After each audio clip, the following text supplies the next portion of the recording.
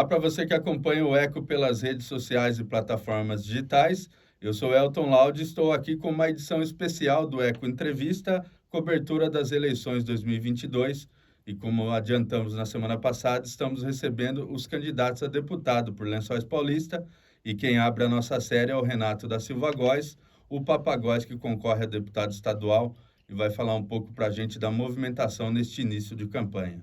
Candidato Papagóis, seja muito bem-vindo ao Eco Entrevista e vamos começar então falando um pouco da sua história, né? Você nasceu no Mato Grosso, é isso? Olá a todos que nos acompanham. Mais uma vez, Elton, obrigado ao Eco aí por estar abrindo essa porta para poder estar falando um pouco aí da nossa trajetória, dos nossos objetivos, ainda mais agora estando candidato. Isso, eu sou do Mato Grosso do Sul, lá da cidade de Naviraí. Mudei para Lençóis, tinha um ano e pouquinho, 5, 6 meses mais ou menos. E já se considera um lençoense, Papa? De coração sempre fui e alguns anos atrás recebi o título de cidadão lençoense, que foi uma das maiores honras da minha vida, poder ser considerado cidadão dessa cidade que eu amo de verdade mesmo. Hoje eu falo, eu sempre me considerei lençoense pelo carinho, pelo amor que eu tenho pela cidade, e esse título para mim foi um reconhecimento enorme pelo trabalho que eu fiz com a comunidade, com a cidade, e sim, lençoense 100% eu posso falar. Candidato, você tem uma história já bem extensa aí no meio empresarial, né? Todo mundo conhece o Papagóis como empreendedor, né? Como que começou essa história? Conta um pouco pra gente da sua vida pessoal e profissional até chegar onde estamos. Eu vou contar um pouco, mas eu sempre falo ao pessoal assim, somos brasileiros, passar por situações complicadas todo mundo passou. É que às vezes a gente conta a história, as pessoas acham que a gente quer passar por coitadinho, por pobrezinho, mas não é, é realidade, e não só minha, como de boa parte da população. Eu comecei a trabalhar com 7 anos. Naquela época, graças a Deus, não era por necessidade diretamente. Não sou de uma família rica, mas era uma família humilde, mas graças a Deus, fome a gente nunca chegou a passar. E aí, com 7 anos, eu comecei trabalhando vendendo geladinho por conta, então já começou o espírito empreendedor ali. Trabalhei também vendendo sorvete na rua, salgado, lingerie. Trabalhei de jardineiro, servente de pedreiro. E foi indo. Com 13 anos eu abri minha primeira empresa, que é a de propaganda, Papaléguas. E dali para frente comecei com o espírito empreendedor. Fui trabalhando, eu tive já lanchonete, petiscarias, hamburgueria. Então sempre tentando algo novo. Às vezes comprava um negócio falido, melhorava ele para depois estar vendendo também. Então sempre empreendendo. Hoje eu sou proprietário do Galo Bravo, que é uma empresa um trailer de massas, onde a gente tem uma filial em Agudos e em Macatuba também, além de Lençóis Paulista. Que na verdade são concessões de marcas, não são nem filial, é uma concessão da marca Galo Bravo, onde trabalham com os mesmos padrões daqui. Trabalho também como web influencer, tenho o nome Papagóis em si virou uma empresa, né? Então eu presto serviço como locutor, como apresentador, trabalho como radialista também, tenho um programa de rádio aos finais de semana numa rádio aqui de Lençóis, que é lá na Difusora. Trabalho também como garoto propaganda plus size, às vezes eu também faço alguns jobs nesse ramo também, e estou vereador também na cidade de Lençóis Paulista. Então, no currículo para trabalho, ele é bem extenso. E surgiu o apelido Papagóis surgiu por conta da empresa de panfletos. Da empresa de panfletos, a Papaléguas. Muito tempo atrás, era a moda das lan house. E para fazer o cadastro eu precisava ter um apelido. E na época não tinha apelido, todo mundo chamava por Renato. E aí eu falei, põe Papaléguas. E aí, Papaléguas, Papaléguas, e um dia um falou só Papa. E aí o pessoal em volta pegou e começou todo mundo a chamar de Papa. Foi da maneira mais simples possível. E aí o apelido Papa Papa e o Facebook. Por não permitir eu colocar só Papa, eu coloquei o Papa e meu sobrenome. Então ficou o Papagóis, que hoje todo mundo conhece. E como que foi a saída sua para a política, né? Você se candidatou pela primeira vez em 16. 2016, ficou como suplente, né, para a Câmara de Lençóis, e depois, 4 anos depois, acabou sendo eleito e já está aí no seu segundo ano desse primeiro mandato, né? O que te levou para a política? Eu tenho projeto social desde os meus 14 anos. Então sempre gostei de ajudar o próximo, de fazer a diferença na vida das pessoas. E aí foi nesse trabalho, sempre fazendo esse trabalho, que foi o que deixou eu um pouco mais conhecido também por causa dessas ações sociais. E nesse meio tempo, em 2015, 2014, 2015, eu conheci o Prado. Na verdade, ele me procurou, na época ele era vereador, o nosso prefeito, Anderson Prado, e ele veio me assediando que eu queria que eu fosse um candidato. Ele falou, papo, você tem potencial, você consegue fazer diferença. E eu sempre negava. Para você ter uma ideia, ele me chamou 8 vezes para ser candidato. 7 eu neguei. Na 8ª, ele falou uma frase que me marcou muito, que é, enquanto os bons não forem para a política, quem fica? E aquilo mexeu muito comigo. E aí eu comecei a estudar um pouco sobre política, entender um pouco mais sobre a política, que até então não era um assunto do meu interesse, não era do meu dia a dia, não ligava para a política, como a maioria dos brasileiros. E aí eu comecei a perceber que dentro da política eu conseguiria fazer uma diferença ainda maior na vida das pessoas, numa proporção inquestionável comparado aos trabalhos sociais. Porque por mais que os projetos sociais ajudem, dentro da política eu consigo ajudar a cidade em um todo. Não somente aquelas famílias que eram atendidas, aquelas pessoas que eram atendidas dentro do projeto social. Tanto uma prova disso foi, eu tinha um projeto com moradores de rua, onde eu levava janta para eles toda noite quase. Eu preparava na média de 40 a 50 marmitas, porque Lençóis tinha fechado o abrigo dos moradores de rua. E aí, com esse contato com o Prado, ele era vereador, foi eleito prefeito, e eu sempre cobrando, Prado, a gente precisa reabrir o abrigo dos moradores de rua, a gente precisa de um abrigo dos moradores de rua, o pessoal está morrendo de frio na rua, o pessoal está morrendo de fome, o pessoal não tem para onde ir. E ele se comprometeu, falou, Papa, não, pode ficar tranquilo, vou ver o que eu consigo fazer aí, vamos reabrir o abrigo dos moradores de rua.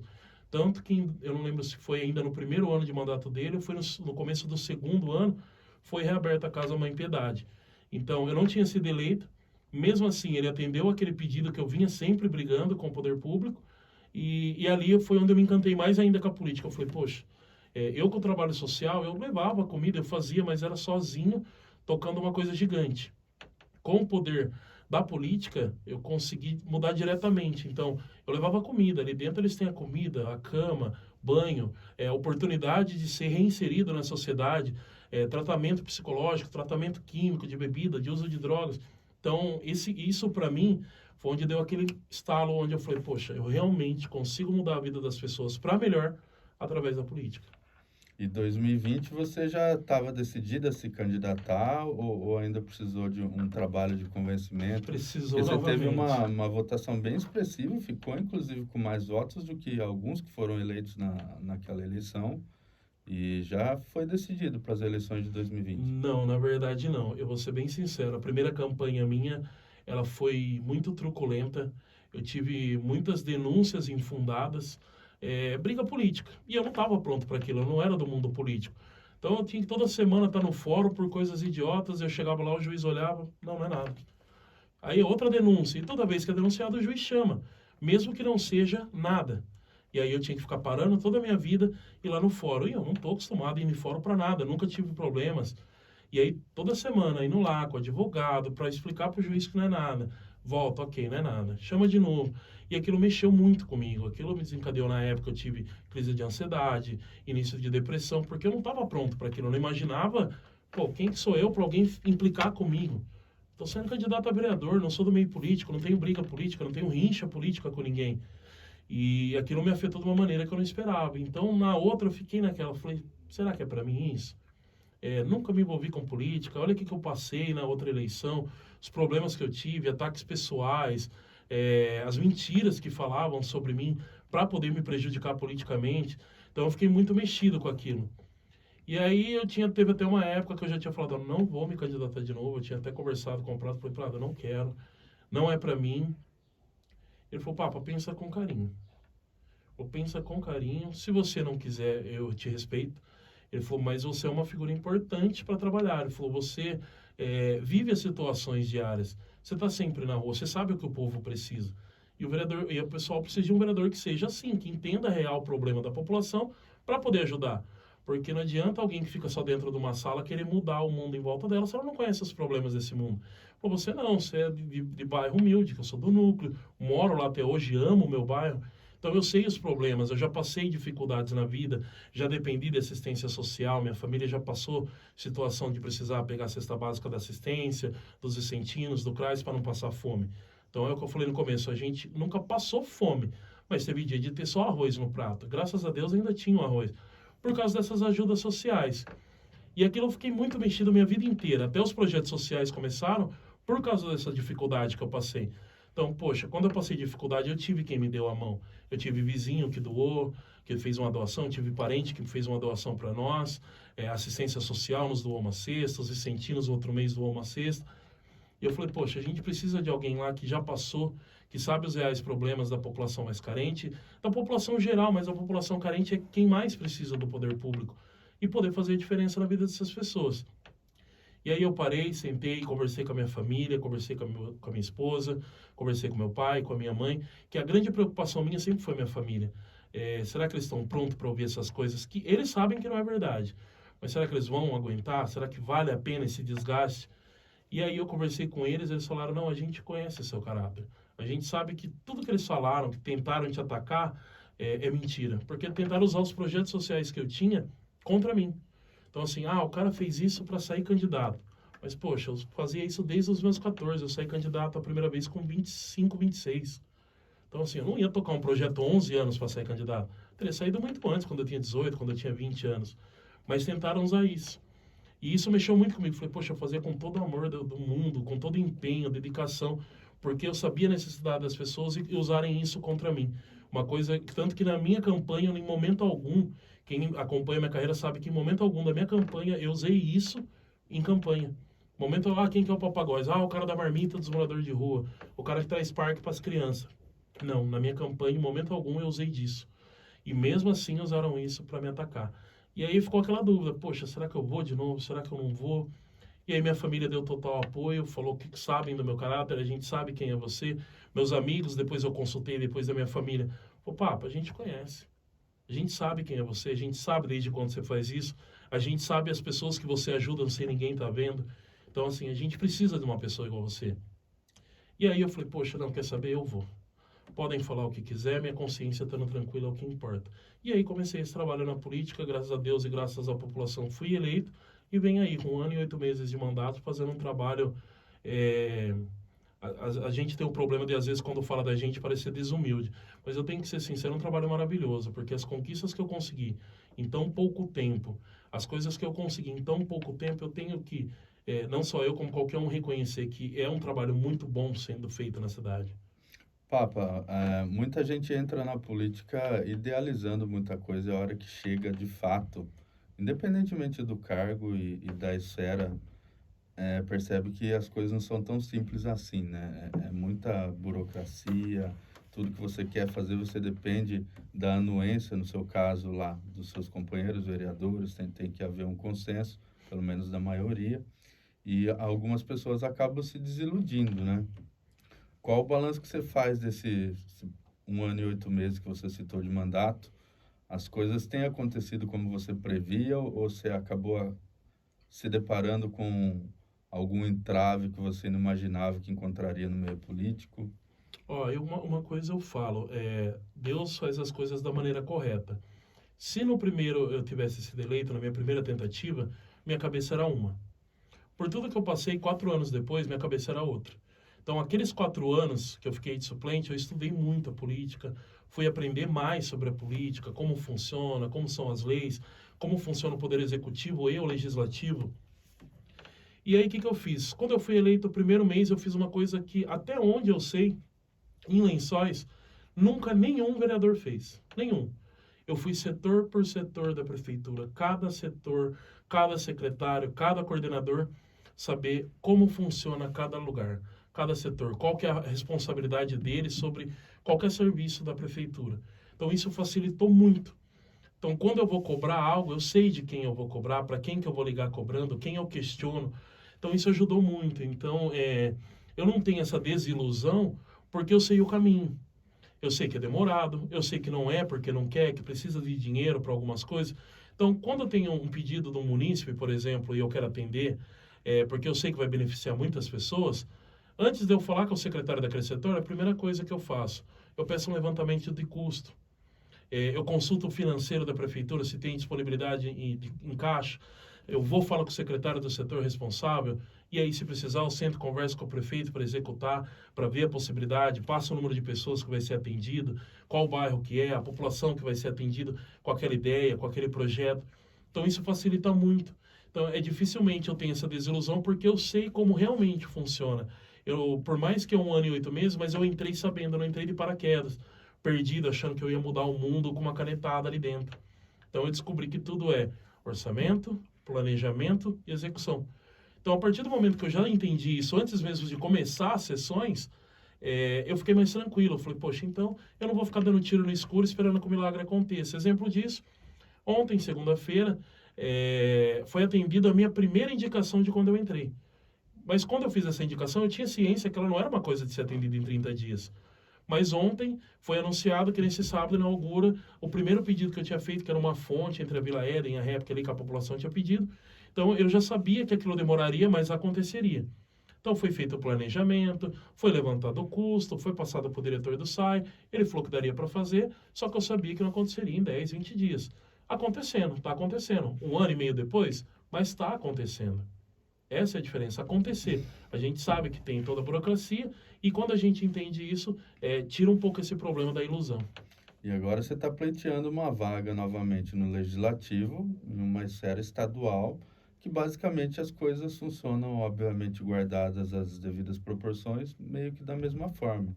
Você acha que isso te dá um preparo suficiente para pleitear uma vaga de deputado? Você acha que você está preparado para encarar esse desafio? Eu vou ser sincero com você, Elton. Às vezes eu brinco que tem coisas que a gente nasce pronto. Eu nunca imaginei me dando tão bem na política. Eu nunca imaginei que eu conseguiria dialogar tão bem com todos os poderes, com todas as pessoas. Eu, em 1 ano e 8 meses, os contatos, eu consegui ter contato com o governador. Eu consegui ter contato com deputados federais que nunca tinham vindo em Lençóis. Só faltou o presidente. Então, eu consegui contato com todas as esferas políticas. Detalhe, muitas delas sozinho. Não foi porque alguém da política que já conhecia me levou. Algumas, lógico, eu tive muita ajuda. O Prado, o Manezinho, que são pessoas muito conhecidas da política. Alguns eles me apresentaram. Mas outros, eu brinco que com a minha cara de pau, eu fui lá. Ligava pro cara, quero falar com você, queria te conhecer. E a pessoa gostar de mim e falou, pô, gostei de você, você está falando o problema da população da sua cidade, vamos ajudar. Então, eu brinco que eu acho que eu nasci pronto para isso. A gente tem que aprender? Tem. Sei fazer tudo? Não. Tenho humildade que eu tenho que aprender muito. Até mesmo na Câmara dos Vereadores, eu não sei nem 1/3 de muitos políticos que estão ali há muito tempo. Eles têm experiência.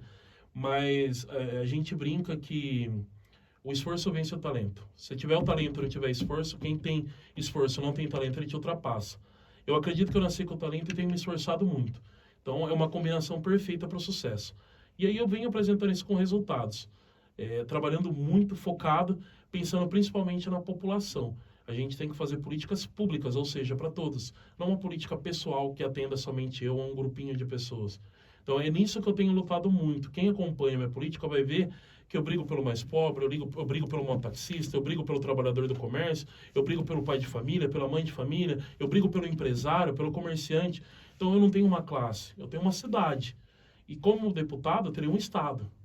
E é essa a preocupação. Por mais que a gente saiba que o deputado ele atende uma micro-região, que é impossível se atender todos os municípios, mas a gente tem que pensar em englobado. Se você vai aprovar uma lei, você tem que pensar que ela vai atingir o estado inteiro, não só sua micro-região. Quando é uma emenda, beleza, você atende sua micro-região, as necessidades. Mas sempre que alguém te procura, você tem que pensar que você legisla para um estado ao seu todo, não somente aquela região que você foi eleito.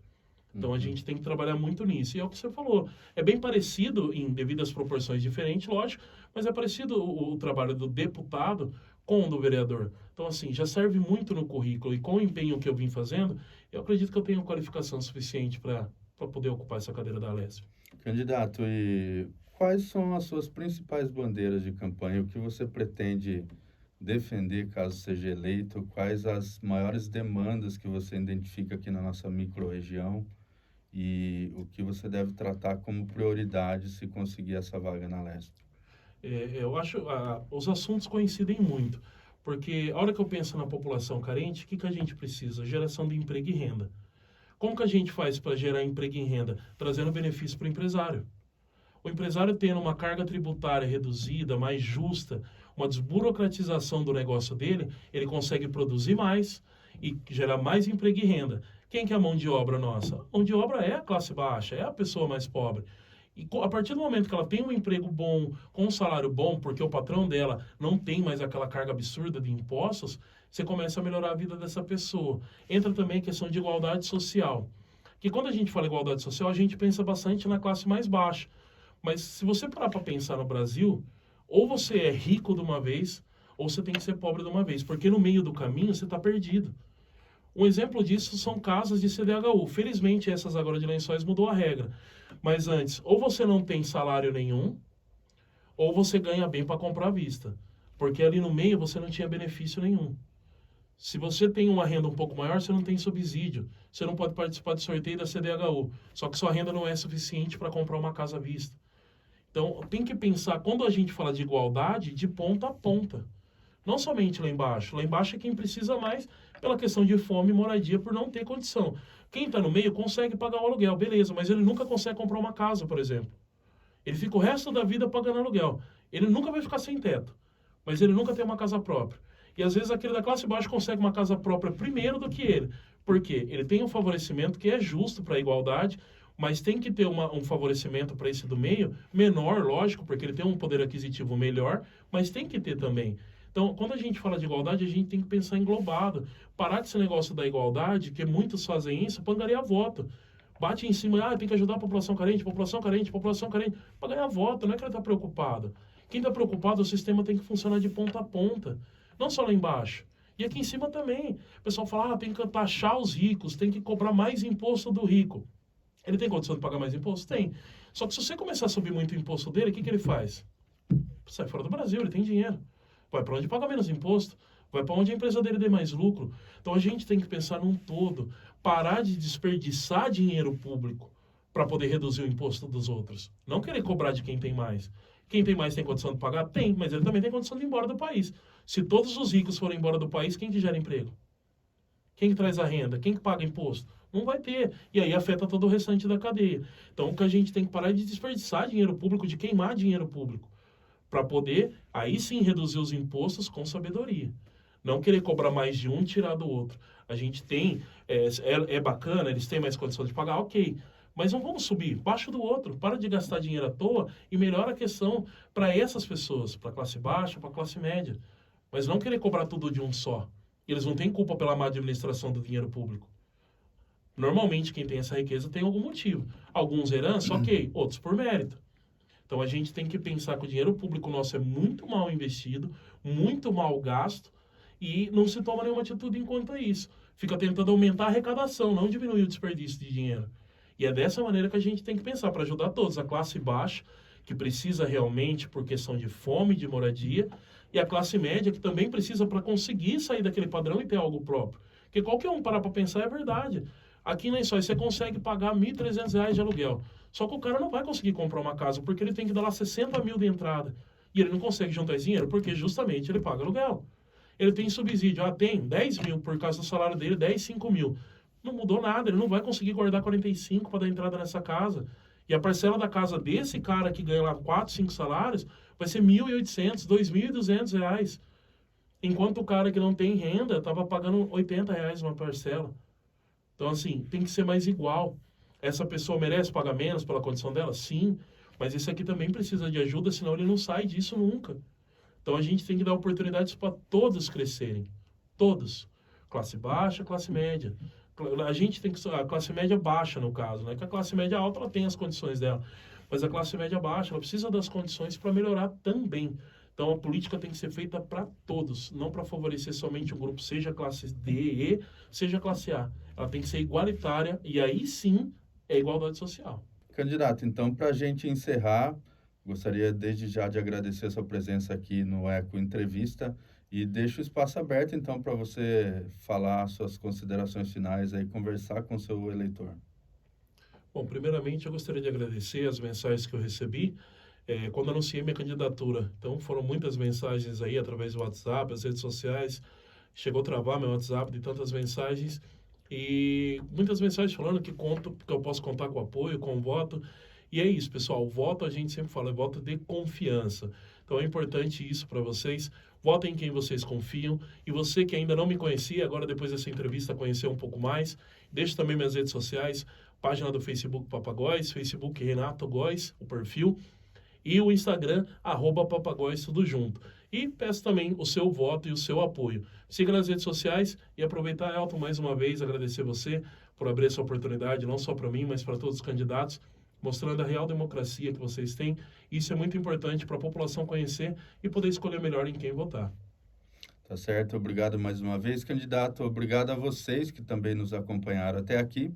E lembro que ao longo das próximas semanas, até as eleições do dia 2 de outubro, estaremos aqui com os demais candidatos também, tanto os outros 3 candidatos a deputado estadual aqui por Lençóis Paulista, quanto os 2 candidatos a deputado federal. O objetivo dessas entrevistas é apresentar um pouco os candidatos, contar a história de cada um, falar dos principais pontos aí da campanha que cada um tem defendido, para que nas eleições o eleitorado esteja apto a fazer a escolha que julgue pertinente, escolher aquele que melhor pode representá-lo pelos próximos 4 anos.